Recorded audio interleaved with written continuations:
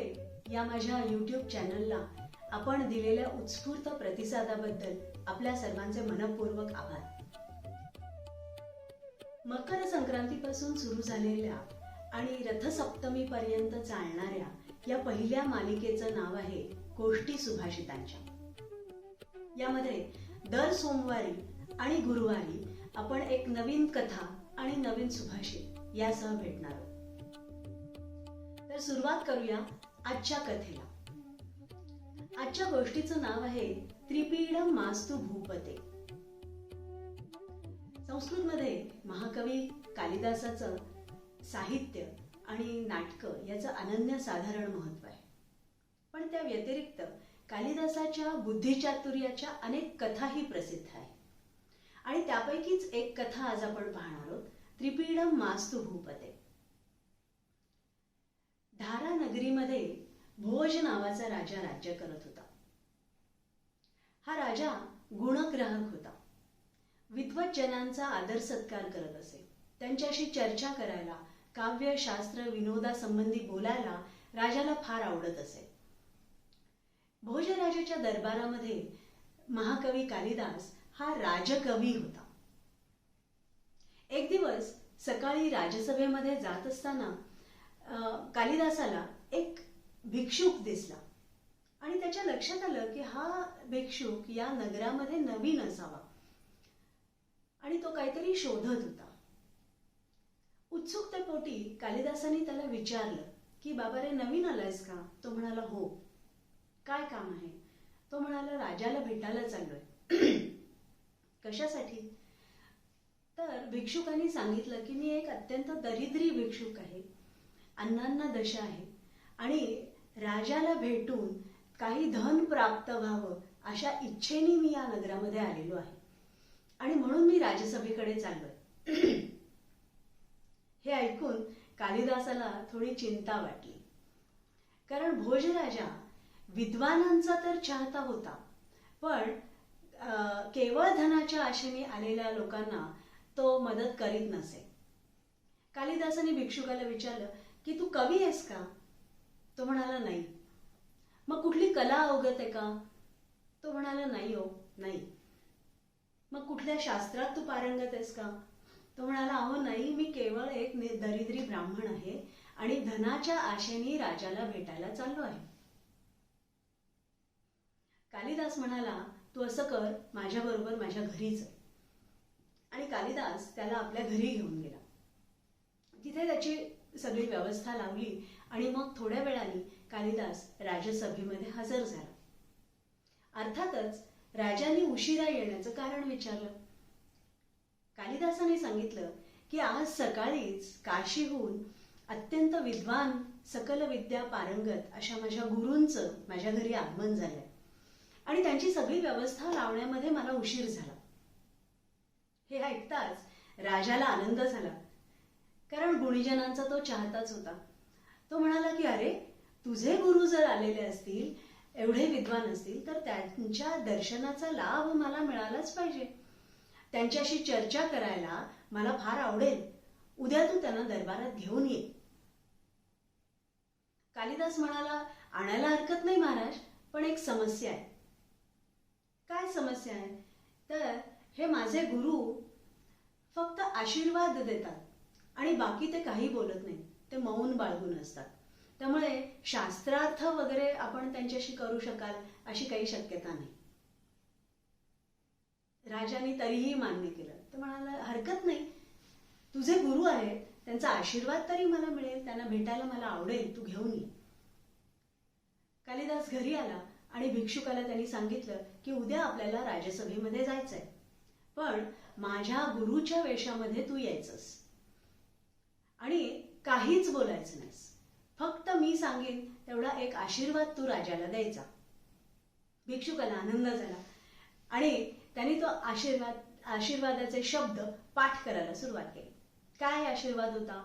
त्रिपीडम मास्तु भूपते. भिक्षुक तयार झाला.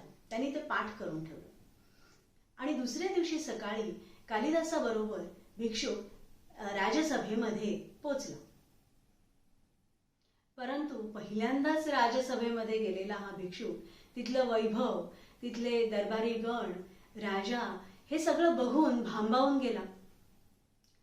आणि मग गुरूंना, कालिदासाच्या गुरूंना पाहून राजा सामोरा आला आणि त्यांना नमस्कार केला.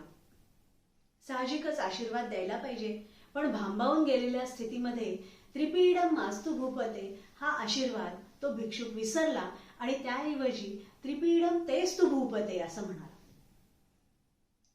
हा आशीर्वाद ऐकताच सगळे आसपासचे लोक थोडे चमकले आणि कालिदासाकडे बघायला लागले.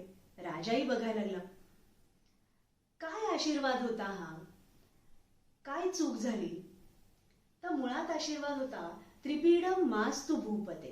त्रिपीडम, त्रि म्हणजे तीन, पीडा दुःख किंवा त्रास, तीन प्रकारचे त्रास मा अस्तु भूपते तुझ्या आयुष्यात हे राजा असू नयेत. तीन प्रकारचे ताप आपण मानतो, आधिदैविक, आध्यात्मिक आणि आधिभौतिक. ह्या कुठल्याच प्रकारचे ताप हे राजा तुझ्या आयुष्यात येऊ नयेत असा आशीर्वाद द्यायचा होता खरं तर, पण भिक्षुक म्हणाला त्रिपीडम तेस्तु भूपते, म्हणजे अर्थ अगदीच विरुद्ध झाला की हे राजा तुझ्या आयुष्यात तीन प्रकारचे त्रास असोत. आणि म्हणून सगळेजण चमकले आणि राजाही कालिदासाकडे बघायला लागला. कालिदासाच्या लक्षात आलं की गडबड झाली आहे, पण सावरून घ्यायला पाहिजे. आणि घाईघाईने कालिदास म्हणाला, महाराज फार चांगला आशीर्वाद दिलाय माझ्या गुरूंनी आपल्याला, मी सांगतो आपल्याला त्याचा अर्थ. आणि कालिदासाने तात्काळ एक श्लोक म्हटला. काय श्लोक होता? संपत गणन पीडा असतु, धूली पीडा असतु बालकैहि, विद्वत सत्कार पीडा असतु, त्रिपीडम तेस्तु भूपते. काय म्हणाला कालिदास? तर संपत गणन पीडा असतु. संपत म्हणजे संपत्ती, गणना म्हणजे मोजणे.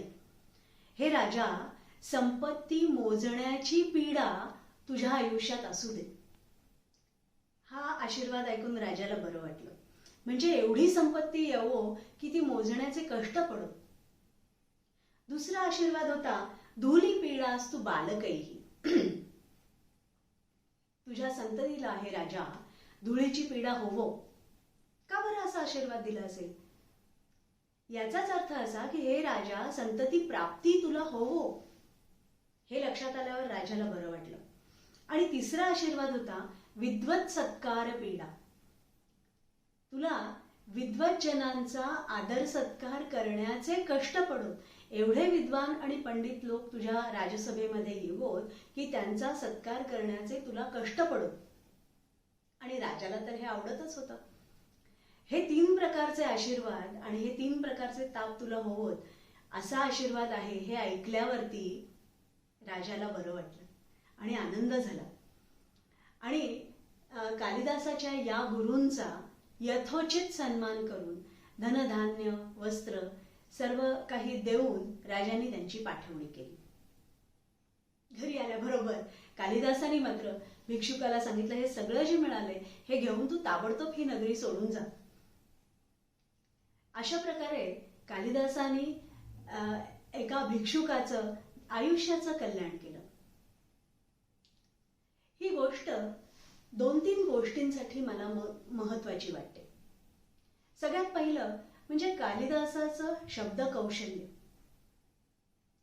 कालिदास हा शीघ्र कवी होता असं मानलं जातं. जेव्हा त्याच्या लक्षात आलं की भिक्षुकाकडून बोलण्यात चूक झाली, ताबडतोब त्यांनी नवीन श्लोक रचून, अर्थपूर्ण श्लोक रचून त्याचा अर्थ राजाला समजावून सांगितला. हे शीघ्र कवित्व हे कालिदासाचं वैशिष्ट्य होतं. आणि हे भाषा कौशल्य हे या गोष्टीतून आपल्याला दिसतं. आणखी एका मुद्द्यासाठी ही गोष्ट फार महत्वाची, संवाद कौशल्य.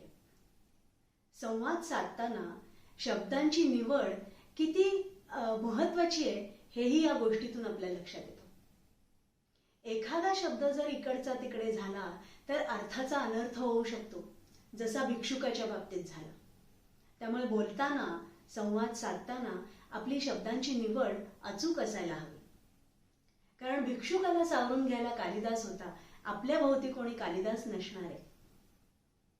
संवाद कौशल्य आणि शब्दांची निवड ही फार महत्वाची. आणखी एक मुद्दा या गोष्टीतनं आपल्या लक्षात येतो, तो म्हणजे शब्द, वस्तू किंवा कुठली गोष्ट ही स्वतःहून सकारात्मक किंवा नकारात्मक नसते. स्वतःहून ती चांगली किंवा वाईट नसते. आपण त्याकडे कसं पाहतो, आपण त्याचा कसा विचार करतो, यावर त्या वस्तूची सकारात्मकता किंवा नकारात्मकता अवलंबून आहे. या गोष्टीतच ताप हा शब्द आहे. त्रिपीडम, पीडा. पीडा, वेदना, ताप हे आपल्या दृष्टीने सामान्यपणे नकारात्मक शब्द आहेत.